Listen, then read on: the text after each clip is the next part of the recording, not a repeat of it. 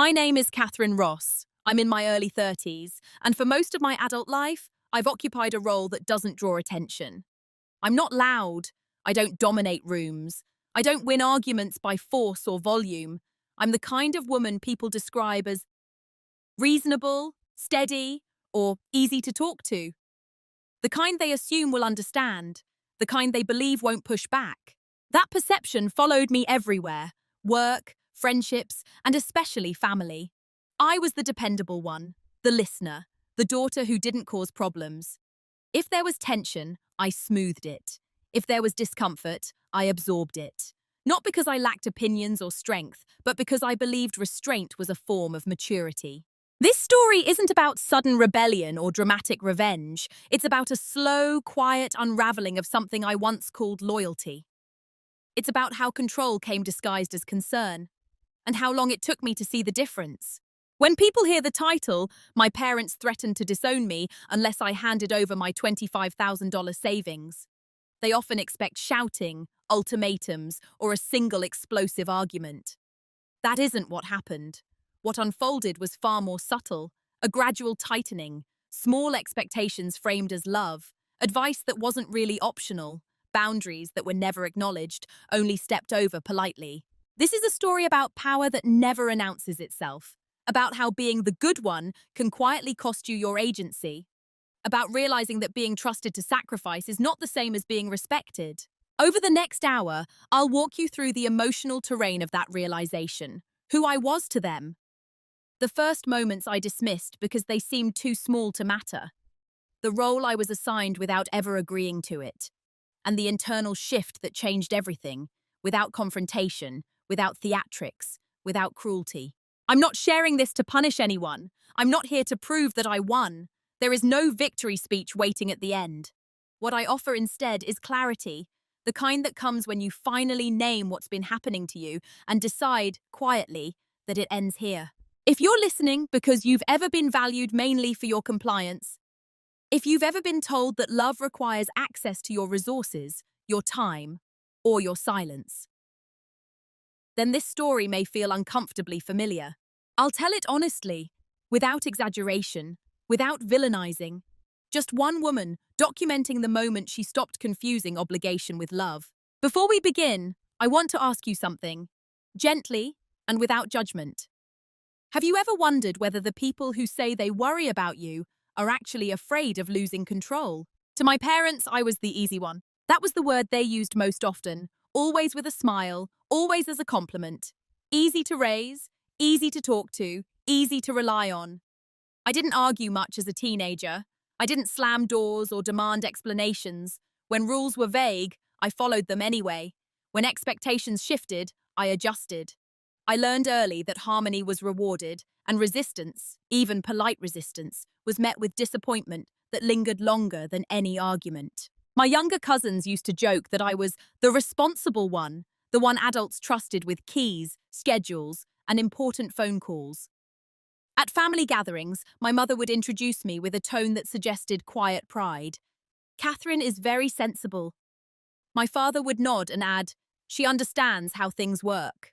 What neither of them ever said out loud was what that role truly meant. Sensible meant I didn't ask for much. Understanding meant I didn't question decisions already made. I internalized that image so completely that I rarely noticed how invisible it made me.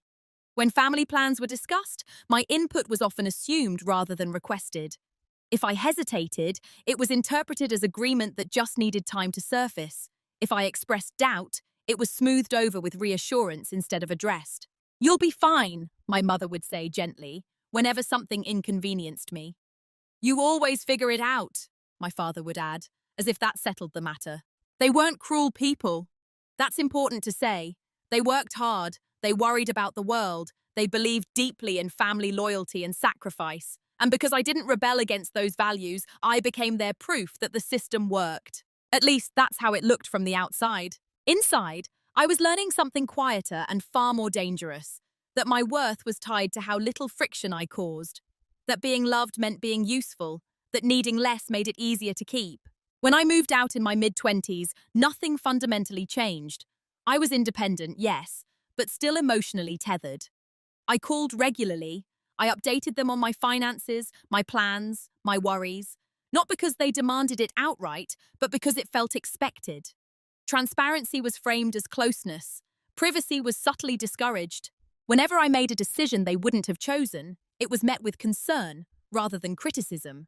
Are you sure that's wise? We just want to make sure you're protected. You know we only say this because we care. Control came disguised as concern. And because the tone was soft, because the words were loving, I never thought to question the pattern. I told myself this was normal. Those parents worried that guidance was part of love, that discomfort was the price of being close. If there was resentment, it stayed buried. If there was an imbalance, I rationalized it. After all, I wasn't being shouted at. I wasn't being threatened. I wasn't being told what to do, at least not explicitly. What I was being taught, slowly and consistently, was that my autonomy was conditional, that independence was admirable only as long as it aligned with their comfort, that my role was not to lead my own life, but to manage theirs emotionally. I became very good at reading the room, at anticipating reactions. I preemptively adjusted my choices so conversations would go smoothly. It looked like maturity. It felt like exhaustion I couldn't quite name. Friends would sometimes comment on how close I was to my parents. I'd smile and agree. It was easier than explaining the subtle pressure that lived beneath every phone call. Easier than admitting I didn't know where my responsibility ended and theirs began. I didn't see myself as controlled. I saw myself as considerate. That distinction mattered to me until one day it didn't. But before anything broke, before any line was crossed openly, this is who I was to them. The reliable daughter, the calm presence, the one who would understand. And because I understood so well, no one thought to ask whether I agreed.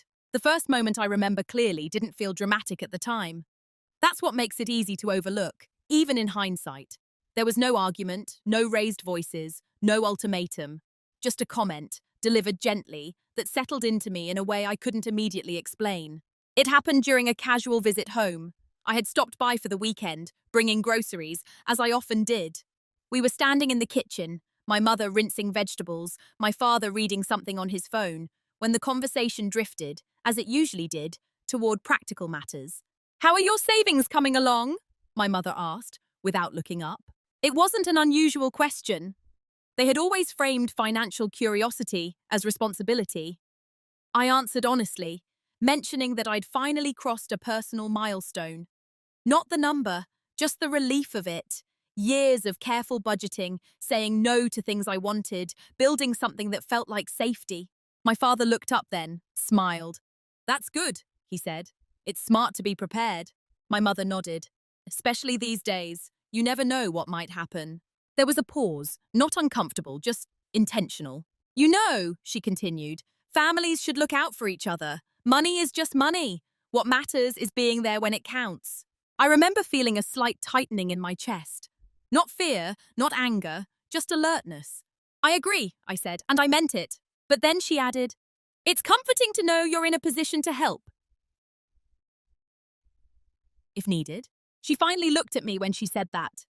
Her tone was warm, proud even, and in that moment, something shifted, so subtly that I almost dismissed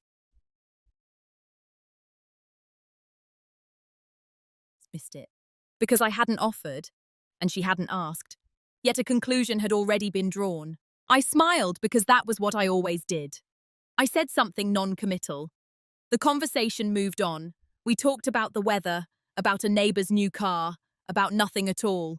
But later that night, lying in the guest room I'd slept in since childhood, the sentence replayed in my mind. "It's comforting to know you're in a position to help. Not if I chose to, not if I was comfortable, just that I could." It was a small cut, clean, almost invisible. No one else in the room would have noticed it, and I told myself it didn't matter, that I was being overly sensitive, that families talked like this all the time. Still, something about it stayed with me. In the weeks that followed, similar comments surfaced, casual references to shared responsibility, light jokes about how I was the stable one now, remarks about how independence didn't mean forgetting where you came from. Each time, I nodded. Each time I reassured. Each time I felt a faint pressure settle a little deeper. What struck me most wasn't what they said. It was what they assumed. There was no curiosity about my plans, No questions about what that money represented to me. No acknowledgement that saving it had required sacrifice. My effort was invisible. My ownership was implied away. When I mentioned possibly using part of it for a future move or additional training, my father frowned slightly. Not in disapproval, in concern. "Just be careful," he said. "You don't want to limit your flexibility." It sounded reasonable, protective even, but whose flexibility was he really talking about? I didn't push back. I didn't even realize I could. The idea that my savings were entirely mine, that their purpose was something I defined, had never been tested. And because it hadn't been tested, I assumed it was secure. That's the danger of the first small cut. It doesn't bleed. It doesn't hurt enough to demand attention. It just changes the shape of things quietly. Everyone else moved on. My parents likely forgot the conversation entirely. To them, nothing had happened. But I remembered it. Not as a conflict, as a signal. After that first small cut, nothing in my life visibly changed. There were no new rules, no explicit expectations, no requests that crossed a clear line, and that was exactly why it worked. Disrespect doesn't always arrive as an insult. Sometimes it shows up as familiarity that assumes permission. The comments continued, spaced far enough apart to feel harmless. A remark here, a suggestion there, always framed as care. Always delivered in that calm, reasonable tone that made disagreement feel unnecessary, almost rude. My mother would mention expenses they were thinking through, usually in passing. A home repair, a medical bill, a relative who needed help. She never asked for anything directly. She didn't need to. The implication hovered in the air, unspoken but unmistakable. "You're lucky you're good with money," she'd say. "Not everyone plans as well as you do." It must be nice to have that kind of cushion. Each sentence carried the same quiet message. You have more than you need. Others don't. What kind of person would you be if you didn't help? I told myself I was imagining it, that I was projecting, that my parents had sacrificed plenty for me, and this was simply the cycle of adulthood turning. Parents give, children give back. That's how families work.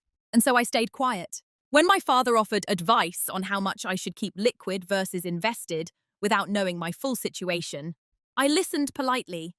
When my mother suggested that holding too much money alone could be selfish, I laughed it off. "It's just a mindset thing," she said once. "You don't want money to make you close off." Closed off? From whom? I noticed that my boundaries were never discussed, only bypassed. My comfort level was never checked, only assumed. If I hesitated, the pause was filled quickly with reassurance that sounded like persuasion. "We'd never put you in a bad position. We'd only ask if it was truly necessary. You know we'd do the same for you." The problem was that no one was actually asking. They were rehearsing a future in which my compliance was already written into the script. I normalized it because it was easier than confronting the alternative, that my role in the family wasn't evolving, just becoming more expensive. Friends noticed changes before I did. I'd mention a conversation, a comment, and they'd tilt their heads slightly. "That's a lot of interest in your finances," one of them said carefully. "They're just worried," I replied automatically. "They've always been like that." And that was true. They had always been like that. The difference was that now I had something they cared about controlling. The more stable I became, the more attention my stability attracted. I found myself pre-editing information before phone calls, downplaying raises, avoiding specifics, not because I was hiding anything, but because I didn't want the conversation that followed. That should have been a warning. Instead, I treated it like a communication issue. If I just explained better, if I just reassured them enough, if I stayed calm and patient, everything would remain balanced. But balance requires mutual respect. And what was happening wasn't balance, it was erosion. I was teaching them, unintentionally, that access to me included access to my resources, that my silence meant agreement, that my discomfort wasn't important enough to slow things down. And because I never said no outright, the idea that I might became increasingly unthinkable to them and to me. This is how patterns harden. Not through force, but through repetition. Not through cruelty, but through convenience. They grew comfortable assuming. I grew comfortable accommodating. By the time I noticed how far things had shifted, the assumptions felt established, normal, almost inevitable. That's the most unsettling part of looking back now. Not that they pushed, but that I helped them push by standing still. I didn't see it as disrespect then. I saw it as family dynamics, as generational differences.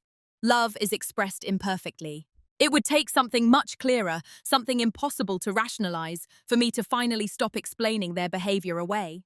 But by then, the groundwork had already been laid. I didn't realize I'd been assigned a role until I noticed how uncomfortable it made everyone when I stepped even slightly outside of it. The role was never stated explicitly.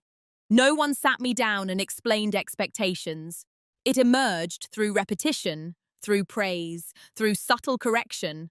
I was the reliable one, the rational one, the one who didn't need much and therefore could give more. In family conversations, my parents spoke about me in ways that felt oddly final, as if my character had already been decided. Catherine doesn't really spend on herself. She's not impulsive. She understands long-term thinking. They said these things proudly, but also possessively, as though these traits weren't choices I made, but features they could count on. When relatives needed help organizing paperwork or navigating systems, my name came up. When something required patience, discretion, or follow-through, it was assumed I'd handle it. I didn't mind being capable. What I hadn't noticed was how rarely that capability was paired with consideration. My needs didn't disappear. They just stopped being relevant. The role required me to be calm when others were emotional, flexible when others were fixed, generous when others were strained, and because I fulfilled it so well, the role solidified. What struck me later was how narrow the role actually was. There was no space in it for uncertainty, or refusal, or reprioritization. I could be many things, supportive, understanding, patient, but I couldn't be unavailable. The first time I hinted at pulling back, it was met with confusion. I might need to focus on my own plans for a while, I said once carefully. My mother smiled, but her voice tightened. Of course, we all have to juggle things. You're just so good at managing everything. It sounded like encouragement. It felt like a reminder. My father took a different approach. You've always been strong, he said. That's just who you are. As if strength were a fixed identity, not something that could be exhausted. I began to see how the role protected them from discomfort. If I were always okay, they didn't have to worry about crossing lines. If I were always capable, they wouldn't have to ask permission. My reliability made their assumptions feel safe. And I let it continue because the alternative felt selfish. Because stepping out of the role meant disappointing people who had invested in that version of me. There's a quiet pressure that comes with being the good one. You're not controlled by fear, you're controlled by reputation. By the image others have built around you. By the unspoken rule that says, don't change now. We're used to you this way. I started noticing how often my parents spoke in terms of we when referencing decisions that affected me. We should think about what's best. We need to be careful. We don't want you to make a mistake. The collective language erased the boundary between their concerns and my choices. And because I valued connection, I allowed that boundary to blur. What I didn't see yet was that roles like this don't adapt when circumstances change. They demand consistency, even at your expense. By the time I fully understood the role I'd been assigned, it was already being tested. Not with anger, not with force, but with expectation. And expectations, once violated, carry consequences that you face. The day something shifted didn't announce itself. There was no argument, no dramatic realization, no moment where I finally said what I'd been rehearsing in my head. In fact, outwardly, everything looked exactly the same. It was an ordinary afternoon. I was sitting alone in my apartment, reviewing my finances. Not because anything was wrong, but because it had become a habit. I tracked things carefully. I liked knowing where I stood. That sense of order had always made me feel grounded. That day I lingered longer than usual on one number, $25,000, not as a symbol of wealth, not as something impressive, but as time. As a restraint. Years of choosing stability over impulse, as proof that I could take care of myself. And for the first time, a question surfaced that I hadn't allowed myself to ask before. Who does this belong to, emotionally? Legally, the answer was simple. But emotionally, it felt complicated, entangled, as if the money existed in a shared space between expectation and obligation, rather than fully in my own life. That realization unsettled me. I thought back to the comments, the assumptions, The way my savings had been folded into family conversations without ever being invited in. I noticed how often I'd felt the need to justify not spending it on others, even though no one had explicitly demanded it yet. Yet, what struck me wasn't fear, it was clarity. A quiet understanding that something important had already been decided without me. I remembered my mother's voice. It's comforting to know you're in a position to help. Not asking, not discussing, just placing the weight of reassurance on my shoulders. In that moment, I saw the pattern not as isolated remarks, but as a system. One that relied on my silence. One that worked only if I continued to see myself as a resource before I saw myself as a person with limits. There was no anger in the realization, just a subtle recalibration, like stepping back from a painting you've been standing too close to. I didn't confront anyone. I didn't call my parents. I didn't even write anything down. I just stopped explaining things to myself. I stopped telling myself they meant well. Stopped telling myself I was overreacting. Stopped telling myself that love and access were the same thing. That was the shift. It happened entirely inside me, which is why no one noticed. Later that week, my mother called. The conversation was routine. Updates, small talk, shared complaints about the world. At one point, she mentioned an upcoming expense they were worried about. She didn't ask for help. She didn't need to. Normally, I would have jumped in with reassurance. We'll figure it out. Let me know what you need. Don't stress. This time I didn't. I listened. I acknowledged her worry, and then I let the silence sit. She filled it quickly, as if surprised it was there. Anyway, she said, changing the subject. When we hung up, my hands were shaking slightly. Not from guilt, from awareness. I had broken a pattern, however small, and the world hadn't collapsed. That's when I understood something essential. My compliance had been doing a lot of invisible work, and withdrawing it, even gently, changed the shape of conversations. From that day on, I paid attention. Not to what was said, but to what was assumed. How often my parents spoke as though my future decisions were already accounted for. How rarely they asked what I wanted without attaching concern to the answer. I didn't correct them. I didn't defend myself. I simply observed. Because once you see the role clearly, you can't unsee it. And once you stop automatically stepping into it, you create space. That space was uncomfortable, but it was mine. And for the first time, I felt something I hadn't felt in a long while. Not defiance, not rebellion, but quiet ownership. The shift wasn't loud. It was irreversible. After that internal shift, my silence changed texture. Before, silence had been reflexive, a way to keep things smooth. A pause meant to invite others to continue, to reassure them that I was listening, that I agreed enough not to object. It was a silence that served the room. Now it has become intentional. I still spoke kindly. I still listened, but I stopped filling in gaps that weren't mine to fill. I stopped volunteering reassurance before anyone asked for it. I stopped preemptively solving problems that weren't actually being placed in my hands. Yet. The difference was subtle, but it didn't go unnoticed for long. My parents began to circle topics more deliberately. Conversations that used to drift casually toward finances now paused, as if waiting for me to steer them there. When I didn't, the pause stretched. "You've been quiet lately," my mother said once, half joking. "Just busy," I replied, which was true. She laughed, but her eyes searched my face through the phone. "Well, you know we like hearing from you." I did know. What I also knew now was how often hearing from me had meant being reassured by me. My father tried a different approach. He framed questions more directly, though still gently. "Are you feeling secure these days? Do you feel prepared if something unexpected happens?" They sounded concerned. They were also probes. I answered honestly, but narrowly. "Yes.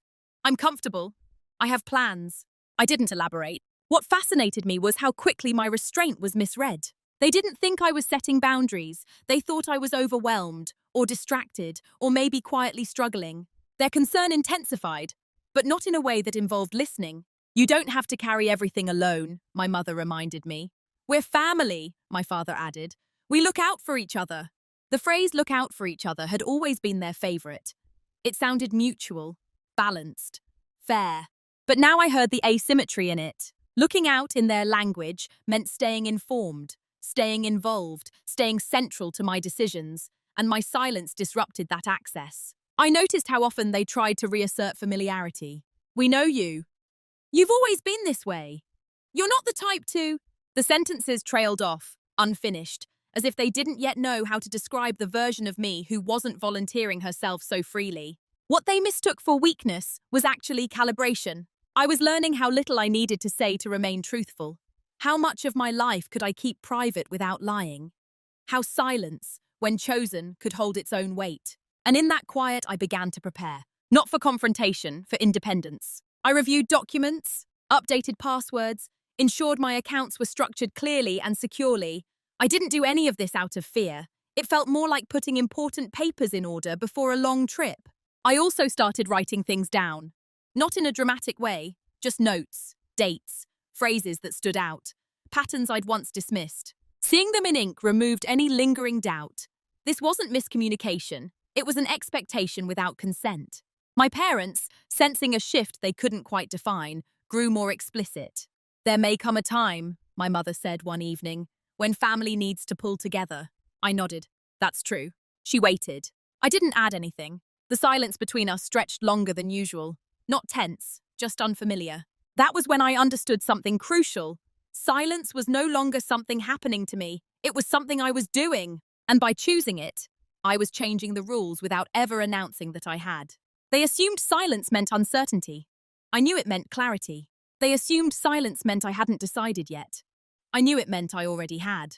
And the longer I stayed quiet, the more they revealed about their expectations, their comfort with entitlement, and how quickly concern could turn into pressure when reassurance was withheld. I wasn't invisible anymore. I was unreadable. What they never noticed was how much space my silence created. While they were adjusting to a version of me that no longer filled every gap, I was using that quiet to see clearly. Not emotionally, strategically. I wasn't plotting. I wasn't rehearsing speeches. I was observing patterns with the same care I'd once used to manage everyone else's comfort. And because no one thought I was capable of withdrawing, no one imagined I was preparing. I paid attention to timing. When certain topics came up, when concern turned into insistence, when language shifted from "we worry" to "we expect." I noticed how often the idea of family unity surfaced right before a request that would require my sacrifice. I also noticed something else. How little they asked about my inner life. They asked whether I was okay. They asked whether I was secure. They asked whether I was thinking ahead. They never asked what I wanted. That omission told me everything I needed to know. In the background, I strengthened the parts of my life they couldn't reach. I diversified my savings. I clarified legal ownership. I ensured that every account, every document, every decision trail was clean and unmistakably mine. None of this was dramatic. It was methodical, quiet, boring even, and that was the point. Power doesn't always announce itself with bold moves. Sometimes it accumulates through consistency. I also adjusted my emotional habits. I stopped sharing anxieties that could be used as leverage. I stopped framing my choices as tentative. I spoke less about the future and more about the present. "I'm handling things," became my default response. What fascinated me was how often that unsettled them. My parents were used to being consulted, used to being factored in, used to their approval acting as a kind of emotional seal. When that stopped happening automatically, they tried to reinsert themselves, not forcefully, but persistently. "You don't seem like yourself lately," my mother said one afternoon. "I feel fine," I replied. "Well, different," she pressed. "More distant. Different." Yes. Distant. Only from expectations that were never negotiated. My father took a more practical tone. "You know, when you're part of a family, big decisions affect more than just one person." I met his gaze evenly. "Some do." He nodded, but something in his expression shifted. Not anger, calculation. That was the first time I saw it clearly. They were adjusting their strategy. And still, they never noticed what mattered most. They didn't notice that I'd stopped centering my identity around being dependable. They didn't notice that I'd reclaimed my time mentally. They didn't notice that I was no longer asking myself how my choices would land with them before making them. Because on the surface, I was the same. Polite, calm, available enough. That's the advantage of quiet change. It doesn't trigger defenses. In those months, I also confronted something uncomfortable within myself. Grief. Not for the relationship as it was, but for the illusion I'd maintained about it. I mourned the idea that my parents would naturally adjust to my adulthood without resistance. That love would expand rather than contract when control loosened. Letting go of that hope hurt more than any argument would have, but it also freed me. I stopped waiting for permission I was never going to receive. Stopped expecting acknowledgement that might never come. Stopped imagining a future conversation where everything would be explained and understood. Instead, I focused on alignment between my values and my actions. I didn't want revenge. I didn't want distance for its own sake. I wanted sovereignty, the right to decide without fear of emotional consequences, the right to say no without justifying my worth. And slowly, quietly, I positioned my life so that when the moment came, because I knew it would come, I wouldn't be cornered. They still saw me as the reliable one. They had no idea that reliability, once withdrawn, would leave a vacuum they couldn't fill. They never noticed the preparation because it didn't look like resistance. It looked like maturity. And by the time they realized something had changed, the groundwork was already complete. The private reveal didn't come from a conversation. It came from a document. I was sitting at my desk one evening, reviewing paperwork I'd already gone through dozens of times. Account statements, notes I'd written to myself, a timeline of comments and moments that, on their own, looked harmless, but together formed a clear arc. And suddenly, without drama, without shock, I saw it. The leverage wasn't the money itself. It was the assumption of access. My parents weren't counting on my savings because they needed it immediately. They were counting on it because it stabilized their sense of control. Knowing it existed and believing it was emotionally shared gave them security. It softened their own uncertainties. It allowed them to plan without fully confronting their limits. My $25,000 wasn't a solution to a crisis. It was a psychological buffer. That was the reveal. And once I saw it, everything snapped into focus. This was never about generosity. It was about predictability, about knowing that if something went wrong, I would absorb the impact, that I would step in quietly, without complaint, without changing how they saw themselves. They didn't want my money. They wanted the guarantee. And guarantees only work if they're unquestioned. I realized then why my silence had unsettled them so deeply. It wasn't that I'd changed, it was that I'd become uncertain to them. And uncertainty is threatening when you've built comfort on someone else's reliability. I sat back and felt something close to relief, because leverage once identified loses its power. I also recognized something else. They didn't actually know the details. They knew a number, an estimate, a comforting idea. But they didn't know how my finances were structured. They didn't know what was liquid and what wasn't. They didn't know what commitments I'd already made to myself. Their confidence was built on familiarity, not facts. And that meant the power dynamic was far less solid than it appeared. There was no satisfaction in this realization, no sense of triumph, just clarity, the kind that quiets anxiety rather than feeding it. I stopped wondering how bad things could get. I started asking how cleanly I could disengage. From that point on, every interaction took on a new dimension. Not emotionally, but informationally. I listened for assumptions, for phrases that implied entitlement, for moments when concern tipped into expectation. And I kept notes, not as ammunition, but as confirmation, so I wouldn't second-guess myself later, so I wouldn't rewrite history to make everyone comfortable again. One evening, my mother said something that sealed it. "You know," she said, "if something ever happened and you didn't help, I don't know what that would say about family." Her voice was calm, almost reflective, but there it was. The conditionality, finally stated. Help or redefine yourself as disloyal. I didn't respond immediately. I let the sentence sit between us. Then I said evenly, "I hope it never comes to that." She smiled, relieved, as if I'd agreed. But internally, I understood the truth. The line had already been drawn, not by me. That night, I wrote one sentence in my notebook. Concern becomes coercion the moment refusal is punished. That was the private reveal. Not just about them, but about me. I had been protecting their comfort at the expense of my clarity. And once I stopped doing that, the structure holding everything together began to show its cracks. I didn't need to confront them yet. I didn't need to explain myself. The leverage had shifted simply because I no longer believed in it. From that moment forward, my goal wasn't to change them. It was to make sure that when the pressure finally surfaced in full, because I knew it would be standing on ground that couldn't be negotiated away. Quietly, legally, irreversibly. The decision point didn't arrive with urgency. It arrived with certainty. By then, I had already accepted that a moment would come when silence would no longer be enough. when concern would sharpen into something more explicit, when my parents would stop implying and start asking, perhaps even demanding. What I hadn't known was how calmly that knowledge would settle in me. I began to imagine the possible paths forward, not as fantasies, but as practical scenarios. One option was compliance, handing over the money or a portion of it, framing it as help, preserving the image of harmony. It would buy temporary peace at the cost of reinforcing the role I was already trying to step out of.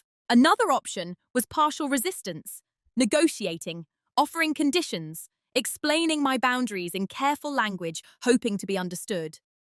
This option looked reasonable on paper, but I knew it would invite debate, justification, emotional bargaining, a slow erosion disguised as conversation.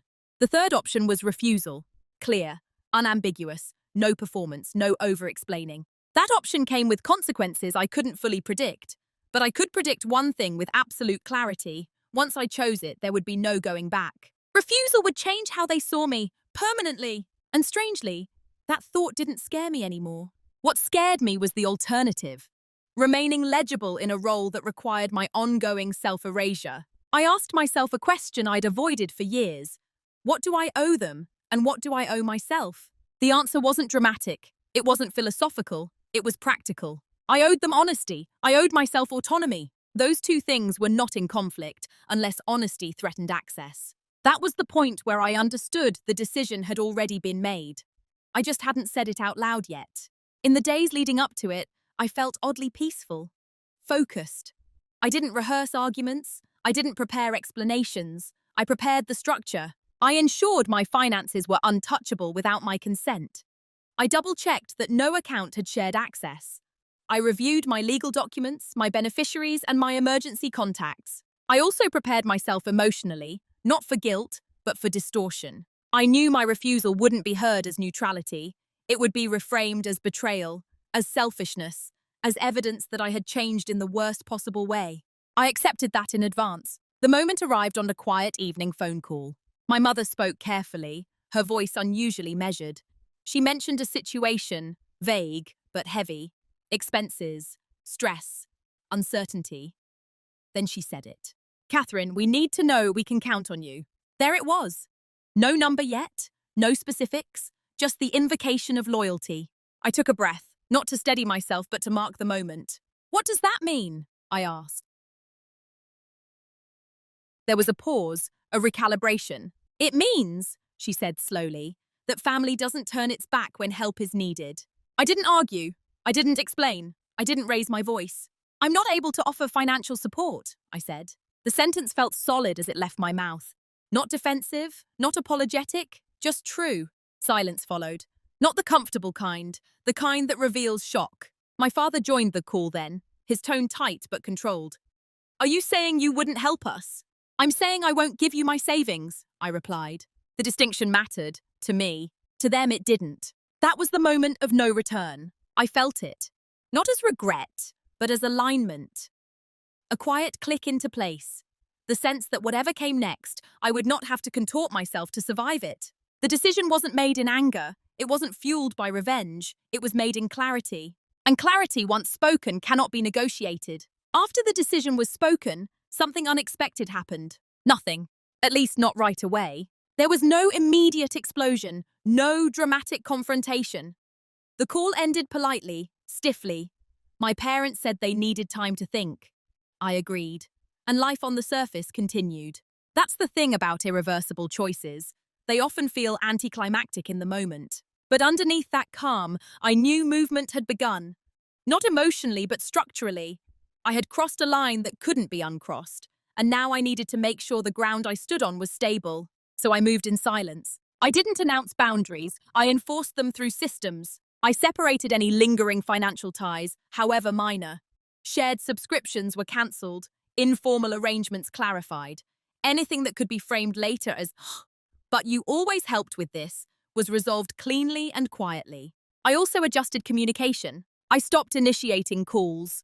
I responded when contacted, but I no longer filled the space with updates or reassurance. Conversations became shorter, focused, polite. What struck me was how quickly absence created narrative. "You seem distant," my mother said during one call. I've been focused on work,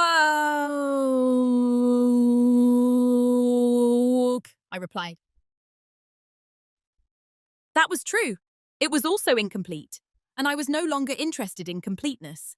My father tried to reassert normalcy through logistics. He asked about my schedule, my plans, my timeline.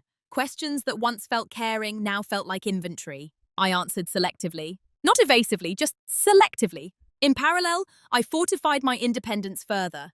I increased my emergency fund beyond the amount they knew about. I consulted a financial advisor, not because I was uncertain, but because I wanted confirmation that my choices were sound. They were. Each small action reinforced something essential. My security no longer depended on anyone's approval. And still no one confronted me directly. That silence wasn't peace. It was a recalculation. I could feel it in the way my parents spoke more carefully, as if testing language. In the way they referenced family values without attaching specifics. In the way they hinted at consequences without naming them. People remember who shows up, my mother said once. I agree, I replied. I didn't ask who she meant. That was the quiet power of moving in silence. You don't need to challenge implications. You just don't confirm them. I also prepared myself for escalation. Not by rehearsing arguments, but by accepting outcomes. I accepted that they might withdraw affection, that they might rewrite the story, that they might frame me as cold or ungrateful. I made peace with all of it before it happened. Because the alternative, returning to the role, was no longer available to me. What surprised me most was how calm I felt. Not numb, calm, as if my nervous system finally recognized that I was acting in my own interest without harming anyone else. Silence in this phase wasn't passive, it was protective. I wasn't hiding, I was consolidating. And as the days passed, I noticed something subtle but important. My parents' certainty began to crack. Their confidence that I would eventually soften, explain, reconsider, it wavered. They had always relied on my predictability. Now they had none. Moving in silence didn't make me invisible. It made me ungraspable. And in that space, where I could no longer be pulled back through guilt or expectation, I felt something I hadn't felt in years. Stability. Not because everything was resolved, but because for the first time, my actions matched my values completely. The consequences hadn't begun yet, but they were inevitable, and I was ready to let them arrive. The consequences didn't arrive all at once. They unfolded gradually, the way pressure does when it finally meets resistance. At first, it was tone. My mother's voice, once warm and conversational, became careful, measured, as if every word now carried weight she hadn't intended before. She spoke more formally, less freely. Compliments disappeared, so did casual affection. My father, on the other hand, grew distant. Calls shortened, responses slowed. Where he once offered opinions readily, he now withheld them, as if absence itself were a message. Neither of them said what they were feeling. They didn't have to. The shift was unmistakable. I had stopped being useful in the way they expected. And without that utility, they didn't quite know how to relate to me. Family gatherings changed next. Invitations became less enthusiastic, sometimes vague, sometimes delayed until the last minute. When I did attend, the atmosphere felt different, polite, but strained. Conversations skirted around me rather than including me. I wasn't confronted, I was sidelined. It would have been easy to interpret this as punishment, and maybe part of it was, but more than that, it was disorientation. The family dynamic had been built with my compliance as a structural element. Remove it, and everything shifted. My parents spoke more often about how hard things were now, about stress, about uncertainty. They shared these things with an undertone I recognized immediately, not a request, but an appeal. Waiting for me to step in, waiting for me to soften, waiting for me to restore the balance. I didn't, not because I lacked empathy, but because I finally understood the cost of being the stabilizer. Every time I absorbed discomfort, it prevented others from adapting. It kept patterns intact that needed to change. One evening, my mother said quietly, "I didn't think you'd be this firm." The word landed between us. "I didn't either," I replied.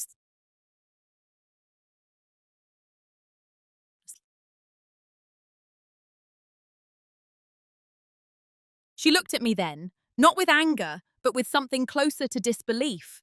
As if the version of me she'd relied on for decades had quietly stepped aside, leaving her without a script. That was when I realized The consequences weren't just happening to me, they were happening around me.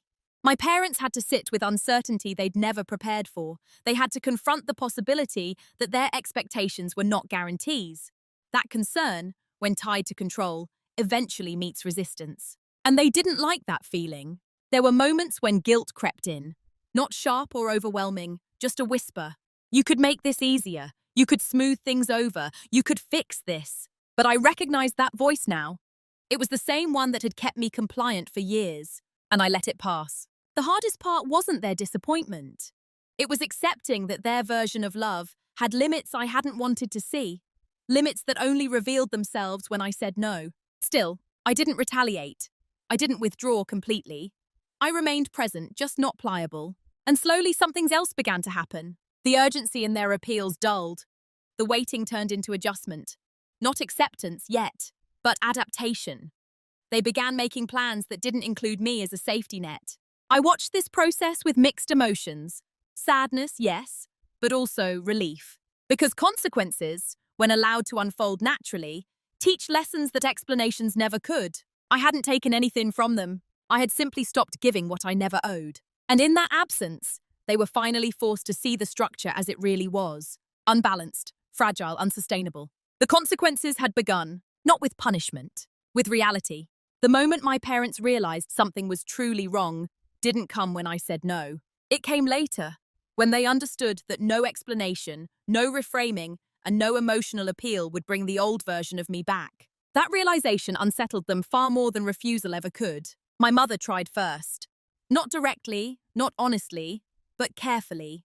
She softened her tone, returned to familiar language, and reached for nostalgia like a bridge. "Remember when we used to talk every day?" she said once, lightly. "You've always been such a good daughter," she added another time. Good. The word landed differently now. It wasn't praise. It was a reminder of a role I was expected to resume. I listened. I didn't argue. I didn't correct her. I also didn't move. When warmth didn't work, confusion followed. "I don't understand why you're being so guarded," she said. "We're not strangers." That was true. We weren't strangers, but we also weren't equal. My father's response came later, and it was sharper. Not loud. He was never loud, but edged with frustration. "Families don't operate like contracts," he said. "You can't just decide you're out." I looked at him calmly. "I didn't opt out of family," I replied. "I opted out of expectations that were never discussed." He shook his head, as if I were missing the point. Maybe, to him, I was. What they didn't understand, what made it too late to fix, was that I wasn't asking to be understood anymore. For years, I'd explained myself preemptively, translated my feelings, justified my limits. I'd tried to make my autonomy palatable. Now I wasn't offering that service. They attempted a compromise next, not about the money. Interestingly, that was never brought up directly again, but about involvement. "Maybe we just check in more," my mother suggested. "Maybe we can make decisions together again," my father added. Again. The word confirmed everything. I declined gently. "I'm comfortable with how things are." That sentence ended the conversation more definitively than any argument could have. From that point on, the panic set in. Not overt panic, not desperation, but subtle signs of it. Increased contact, sudden interest in my schedule, offers to help me with things I didn't need help with. They were trying to reinsert relevance. But relevance can't be forced once it's no longer granted freely. The hardest moment came when my mother said, very quietly, "I don't know where I stand with you anymore." I believed her, and for the first time, I didn't rush to reassure. "I'm still your daughter," I said. "That hasn't changed." She waited. "And?" she asked. I met her gaze. "That doesn't mean that everything stays the same." That was the line she couldn't cross, the one she couldn't undo. Because what she wanted wasn't reassurance of a relationship. It was reassurance of access. And access, once withdrawn, cannot be negotiated back without consent. There was grief in that realization, for all of us. But there was also finality. Too late to fix it. But I didn't mean I was unwilling to connect. It meant the terms had changed permanently. The old dynamic, built on assumption and emotional leverage, was no longer available. No apology could restore it. No explanation could soften it. No guilt could override it. I had crossed from compliance into authorship, and that is a one-way passage. My parents eventually stopped trying to fix things. Not because they understood, but because they were forced to adapt. The system no longer responded to the inputs they'd always used. That was the true point of no return. Not the refusal, not the distance, but the moment they realized the structure itself was gone, and no amount of concern could rebuild it. The confrontation, when it finally happened, was almost disappointing in its simplicity. No raised voices, no accusations, no dramatic declarations. Just three people sitting across from each other, realizing that something fundamental had shifted and that naming it wouldn't change it back. We met in a quiet cafe. Neutral ground. My mother suggested it, saying she wanted to clear the air. I agreed, not because I felt obligated, but because I no longer felt threatened by the conversation. That was the difference. They arrived tense but composed. I arrived calm. My father spoke first. "We feel like we've lost you." The sentence was heavy, but familiar. It carried the weight of everything unsaid. "You haven't lost me," I replied. "You've lost access to decisions that were never meant to be shared." My mother flinched slightly, not at the words, but at the certainty behind them. "We were only trying to protect you," she said quickly. "Everything we did came from concern." "I know," I said, and I meant it. But concern doesn't justify control. There it was, calm, undeniable, unembellished. They tried to explain how hard things had been, how uncertain the world felt. Knowing I was stable made them feel safe. My father spoke about responsibility. My mother spoke about loyalty. I listened. I didn't interrupt. When they finished, I said, "I understand why you leaned on me. What I don't accept is that my stability became something you felt entitled to." Silence followed. This was the moment where, years earlier, I would have softened, added qualifiers, reassured them that I didn't blame them, that I wasn't angry, that everything was okay. This time I didn't, not because I wanted them to hurt, but because clarity doesn't need cushioning. My mother's voice trembled slightly. "So what are you saying? That we can't rely on you?" I looked at her steadily. "You can rely on my honesty, in my presence when I choose it, not on my sacrifice as a default." My father leaned back, exhaling slowly. "That's not how family works. That's how autonomy works," I replied. The words didn't escalate the conversation. They ended it. There was nothing left to argue once the premise itself was rejected. We sat there for a few moments longer, the noise of the cafe filling the space between us. Cups clinked, people laughed. Life moved on around a moment that, for us, felt quietly monumental. When we stood to leave, my mother reached for me instinctively, then hesitated. I noticed. She noticed that I noticed. She hugged me anyway. It was brief, careful. On the walk home, I didn't feel victorious. I felt resolved. Confrontation without heat doesn't scorch the earth. It redraws boundaries. It removes the emotional charge that keeps people locked in cycles. I hadn't convinced them. I hadn't needed to. What mattered was that I had spoken from a place that didn't seek approval, and that, more than anything I said, was what they couldn't undo. Who I am now is quieter than who I used to be, but far more solid. I'm no longer the person who measures her worth by how useful she is to others. I no longer confuse peace with self-erasure. I no longer mistake concern for care when it comes with strings attached.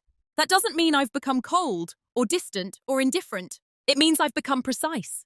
My relationship with my parents still exists, but it's fundamentally different. There's more space in it now, more pauses, more moments where we don't quite know how to proceed. And strangely, that honesty feels healthier than the seamless closeness we once had. We talk less often. When we do, the conversations are lighter, safer. They no longer orbit around responsibility or expectation. They haven't returned to what they were, and they won't. I've made peace with that. What changed most wasn't my circumstances, it was my self-perception. I no longer see boundaries as something I need to justify. I see them as information, signals about where I end and others begin. They're not punishments. They're definition. There's a quiet confidence that comes from knowing you can say no and survive the fallout. I carry that confidence into every part of my life now. At work, in friendships, in new relationships. I no longer rush to fill silence or smooth tension that isn't mine to resolve. I let people show me who they are when I stop performing. And when someone reacts poorly to my boundaries, I don't rush to explain myself anymore. I listen. Their reaction tells me everything I need to know. I still believe in generosity, in the family, in showing up for people I care about. But I believe in chosen generosity now, not assumed sacrifice, not emotional debt. The $25,000 is still there, though it feels almost irrelevant now. It's no longer a symbol of obligation or leverage. It's simply a resource I manage responsibly for my own life. What matters more is what I gained by refusing to hand it over. Clarity, agency, a sense of authorship I didn't know I was missing. I don't resent my parents. I don't vilify them. They operated from fear, not malice, from a model of family that blurred love and control in ways they likely never examined. But I examined it. And once you do that, you can't unknow it. If there's a lesson in who I am now, it's this. You don't have to raise your voice to reclaim your life. You don't have to dramatize your boundaries for them to be real. You don't have to be understood to be free. Quiet dominance isn't about power over others. It's about power over yourself. I didn't change overnight. I didn't burn bridges. I didn't demand apologies. I simply stopped offering what I never consented to give. And in doing so, I became someone I trust. There's a particular kind of relief that comes not from being validated, but from being aligned. That's what remained after everything settled. Not triumph, not vindication. Alignment. For a long time, I believed that love meant availability, that loyalty meant access, that being a good daughter meant staying legible, predictable, and endlessly accommodating. Those beliefs weren't imposed on me all at once. They were taught gently, reinforced subtly, and rewarded consistently. That's why they were so hard to question. What this experience taught me is that control rarely looks like control when it first appears. It looks like a concern. It sounds like worry. It arrives wrapped in familiarity and framed as protection. And because it doesn't shout, because it doesn't threaten, until it does, we excuse it. We normalize it. But love that depends on your compliance isn't love. It's management. That doesn't make the people who practice it villains. Often it makes them afraid. Afraid of uncertainty, afraid of losing relevance, afraid of confronting limits they've never had to face before. Understanding that allowed me to let go without bitterness. I didn't win by keeping my savings. I won by keeping my authorship, by choosing not to trade my future for temporary peace, by learning that saying no, clearly, calmly, and without justification, is sometimes the most honest thing you can do. If you're listening to this and feeling a quiet recognition, I want you to know something important. You're not cruel for wanting autonomy. You're not selfish for protecting what you've built. And you're not obligated to explain yourself into exhaustion so others can feel comfortable. You're allowed to disappoint people who benefited from your silence. You're allowed to outgrow roles you never agreed to play. And you're allowed to do it without shouting, without cutting ties, without becoming someone you don't recognize. Quiet dominance isn't loud. It doesn't announce itself. It doesn't seek witnesses. It's the moment you stop negotiating your worth. If this story resonates with you, I'd really like to hear from you. Have you ever experienced a situation where concerns slowly turned into expectation, where love felt conditional on what you were willing to give? Or have you ever said no and discovered that the reaction told you more than the request ever did? Share your thoughts in the comments. Sometimes the most powerful clarity comes not from answers, but from realizing you're not alone. Video của mình hôm nay đến đây là kết thúc. Nếu bạn thích video này, hãy cho mình xin một lượt like và một lượt đăng ký kênh. Hẹn gặp lại các bạn ở trong những video tiếp theo. Bye bye!